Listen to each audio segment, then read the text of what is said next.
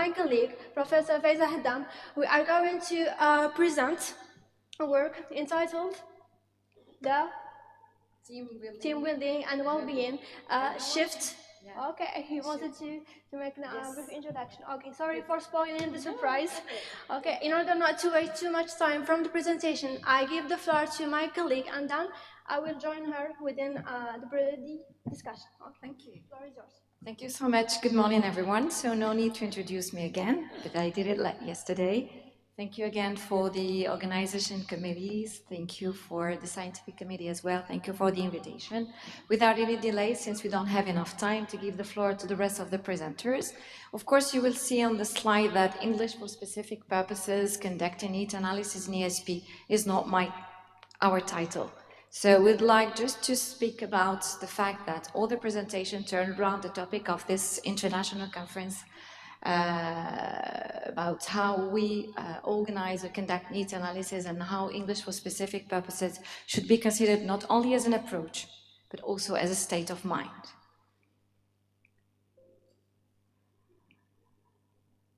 Okay, so first of all, I would like just to explain the reason why we worked on that presentation, or the reason why we selected this topic for this conference. First of all, I would like to say that the experience I had and the observation we had, and of course the research that we conducted with my colleagues with master and doctorate students, drive us toward this topic. And the second reason also is the experience we had in ESP, since I was teaching in ESP from 2017. I know, I'm not too old, but I tried to convince myself. So 2017, and then in Department of Biology, Department of Accounting, Department of Technology. And then I had the opportunity, or we had the opportunity to work with the International Labour Organization, a project launched in 2017 by University of Tlemcen, and of course this International Labour Organization. Our university was selected as a pilot university, and as well as University of Bejaia. So we worked together in that project. So in order to open a career center in our university and to help our students move smoothly, or to help them do a smooth transition from being a student to the workplace context. During this experience, I noticed that as a teacher and an ESP practitioner, we have to see our learners differently. We don't have to see our learners as only conducting a needs analysis for giving us the opportunity to reach the target objective, learning needs, etc. So don't need to define ESP. It has already done by other scholars and other participants in this conference, and how to conduct a needs analysis to reach a target objective in an academic context. But why not helping our students or our teachers as well to reshape the course design based on another approach through needs analysis? So that's why we try to really focus on this presentation on two main different approaches. So conducting a needs analysis with our students and observe them how they react in the classroom, not only in ESP context only, but of course in teaching in general, in ESP in particular.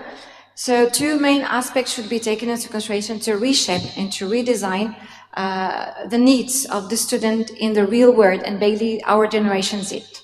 So the two approaches, or the two main aspects I would like to take into consideration in this presentation is team building and well-being. First of all, concerning team building is a process of creating a team that cohesively works together toward a common goal. This is a general definition about team building. Why not integrate this concept or this approach in our classes? First, we need to base our integration of this approach on 6 main elements: role clarity, trust, job satisfaction, commitment, organization, motivation, and empowerment. You will say that these 6 elements should be implemented at the organizational setting. And most of the time, team building is always an approach mentioned and used within organization. Why not implementing them in our techniques or in our teaching approach in order to see our students mainly as an individual. I noticed when I come up in the classroom, so that's why I told you the state of mind of ESP should be brought into every classroom. Why? Because we don't see our learners only as learner acquiring knowledge, but as individual. So we have to pay attention to their personality, profile, and competencies. In order to do so, different techniques are provided here to let them feel belonging to our job community through team building. So in the classroom, you can use different activities or techniques to promote individual strengths and preferences, to open communication with our students. It should be an active classroom in order to make them participative, active learning and participate more and collaborate more with the team. I'm talking about that classmate and the teacher as well. So creating this bridge between the students and the learners, starting from a classical, a traditional Cadmus could be a starting point. And then this open communication could help them be more open toward what is coming after university. Then to give them and provide them with different opportunities in the classroom, give them the chance to select the topic they would like to tackle in the classroom, because of course I do that techniques because I'm in charge of all production module. So it really opened the floor to students to look for their profiles and to let them look for the topic that are more suitable to present and to feel at ease while communicating in the classroom. Then, of course, we never forget that whenever they provide us with an effort, doing something in order to share their competencies in front of their classmate teacher, to always recognize and reward them. Sorry. Oh, I'm returning back. I'm sorry. Good. So it's also very interesting if you pay attention to the needs of individuals through team bonding by providing collaborative activities, providing group and teamwork, foster inclusion and diversity, being flexible in the classroom, and empathy that a lot of teachers lack within the classroom. They are just here, they prepare the lecture, they deliver it to students, they don't have a chance maybe to communicate, to ask questions, and they don't really feel that they are integrated in the classroom. So empathy, flexibility, and foster inclusion and diversity, because as I said, we cannot consider our learners only as group of learners, but as individuals having differences, diverse energy, diverse possibilities and competencies that could be really be useful inside the classroom to help the teacher deliver the session. Of course, whenever we speak about ESP or as a state of mind, as an approach, motivation is the first thing. Because as you know, when we receive people or receive students from different discipline, different faculties or different energy or diversity or different background, we have to let them in. We have to attract their attention, we have to motivate them. And I think is the key for everything. So if they are not motivated by the teacher, by the team building community, I think they cannot evolve. And of course, empowerment, which is also something very interesting to take into consideration. The second element is to reduce conflict inside the classroom, because as we know, as a teacher, in any context, as I said, general context or ESP in particular, the fact that creating this team building is something very difficult sometimes, because they have different profiles, they have different competencies, how to make this energy all together to be, if you want, effective, and to avoid conflict between the group, and to have, of course, a very energetic and positive achievement at the end. Now we move to the second aspect of the presentation. I leave the floor to my colleague. Thank you very much. So, as my friend discussed in the beginning of the presentation, we are focusing on two main elements which would create this ease or shift, an easy shift from the environmental context, or sorry, from the university context to the working place. So she discussed team building, and now we shift to the second part, which is well-being. Well, before diving into well-being, broadly speaking, we need to understand what does well-being do. So positive well-being stands for a positive outcome that is meaningful for people and for many sectors of society, because it tells that people perceive that their lives are going well. And here our students are people too, they are individuals. So my task and my duty as a teacher is to make sure that this student feels safe, feels well, simply. So the question here is, how can I create this well-being? So before shifting to the working place, the university, or the many years spent at university, will be a preparatory years for the working environment. So my task as a teacher is to create this connection with the students. I mean here, the social relationship that you have with your students. You need to communicate with them, you need to discuss with them, and through the discussions, through the communication, you would interfere and you would identify all the problems that they face, so that you are going to take actions inside your classroom. So you create this bond with your students. And you need to push them to be active. That is to say that learning does not only take place in the learning environment at the university, inside the classroom, but it should go beyond, so that they take, let's say, you push them to be eager to learn, you push them to take risks, you push them to go beyond and allow themselves to gain experience, and that experience would likely be useful in their working place. You should take notice, because here your task is only, as a teacher, is not only the provider of knowledge, but also you are a psychologist. You need to observe their behaviors, you need to see the way they interact, the problems that they have, their weaknesses, okay? So that you are going to push them to go further and to learn from their weaknesses and help them advance in their career. Keep learning. As I said, you should be motivator for your students. Okay, you should always push them to learn, to experience something new, to do things, to go to maybe to join clubs. Okay, to do something that is going to make the distinction between you and another person, maybe in the future working environment. So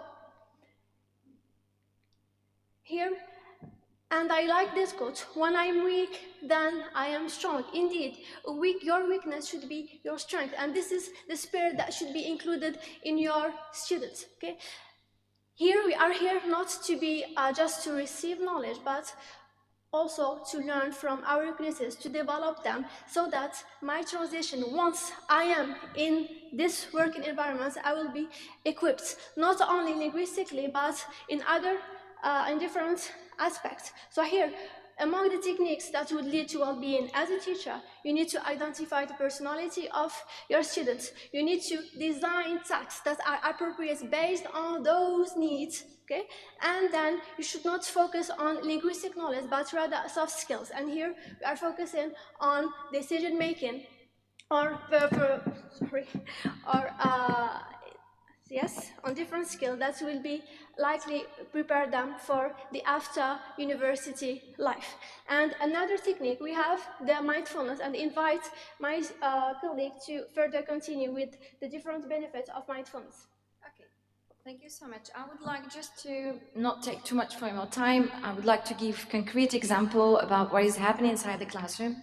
And I remember when I received a student, master student, last year, and she would like to work on how we include and how we benefit from mindfulness in education. And I remember, if you remember, Kamila, when we received the student, she said, you will receive a lot of negative comment about this type of topic. Because mindfulness at the beginning was considered as something very spiritual, not related to our religion, etc. And do our brainstorming with the students, she said, Madam, I know it's something very interesting to include mindfulness with as a part of well-being inside the classroom. I said, how? She said, Madam, do you remember when I came to your class one day and I was completely upset because I received a 0 from the previous session? And I was completely having a long face attending your lecture, and you said, and you observed me, and you noticed that I was not feeling well.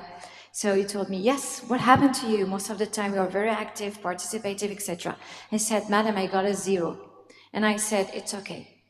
You can go outside, think about what happened in the previous session, take a break, take a cup of coffee and return back to the lecture. I said, madam, because it will have a negative impact on the coming session, so on my session as well. So if I don't integrate my student from the start and don't benefit them for feeling well in the classroom, feeling at ease, this is what I'm trying to do for the whole life as a teacher. So if you don't pay attention to our student inside the classroom, just delivering the courses like that, it means that we failed somewhere. So, benefiting of mindfulness techniques, and she observed that even in our religion, Islam, we can pray, we can stay in a room, reading Quranic verses could be very beneficial to overstep the different problems that you face, maybe in the classroom and in the workplace later on. So, we noticed that we have a lot of benefits. We cannot manage to explain all of them, but creating certain empathy, decreasing depression, boost focus, the fact that you are understood by your community, understood mainly by the teacher at the starting, it means that you feel integrated. Why not pay attention to well-being of the students and then for the workers? I think that techniques of mindfulness is already used in organization. I know that they have specific places, area in different enterprises where they can relax, take a coffee in a very long and hard day. But why not integrate such techniques at the level of university to make them prepared to such environments? And then, of course, when we speak about mindfulness and benefit of feeling well, feeling good, being boosted by the teacher, being boosted by colleagues and classmates, I think that the job of, for example, the student clubs inside university could be very helpful to do a shift and to do a smooth transition, because they participate to different events, which has very sometimes socio-economic impact. In the 8th of March, for example, for the day of for the Women's Day. So they feel integrated, they do different workshops about that, so they bring something external to university and they know what is happening outside university. So we invite women with new competencies, having private schools, working outside university, and help them and invite them. So these activities are created and organized by a student club in our university. So it could be very interesting to pay attention to that and to integrate all the students in this kind of clubs. And of course, the other aspect is, for example, like I saw in this university, a lot of students are integrated in this event. So they feel as a part of the community from the starting, from university level. So this integration could be also a feeling from that part of their life till the life as a worker. And then, of course, all these aspects, as far as team building and well-being is concerned, is to create a positive relationship between student and teachers. And I know communicating with our students, being aware of their difficulties, strengths, as she's already mentioned by my colleague, strengths, weaknesses, problems. I know sometimes there are social problems, but there are human beings first. And if they feel integrated from the start and a human, pay attention to their profile, personality and tasks and competencies, I know they will succeed in everything. And of course, as I said, the fact that they are integrated in different activities inside university, they will feel belonging to school community. So our promise is to create quality education and healthy environments for our students first, in order to get prepared for the hard job market context. To conclude, find your motivation, fire inspiration, work out, and never give up. This is always what I said to my students. And I like this. I take it from Google, and I think it reflects really what we would like to reach with this new generation.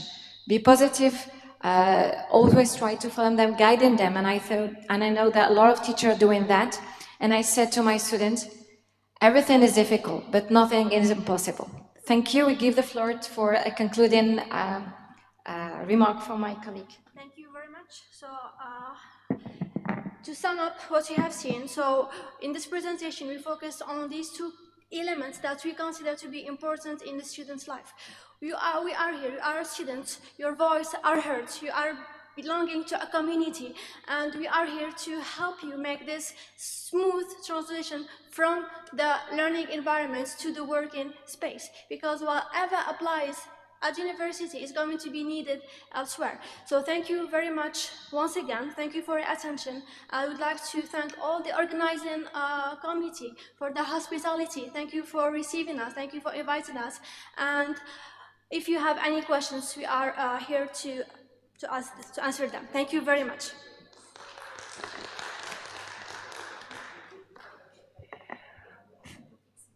Not much. Thank you so much, dear colleagues, for this presentation.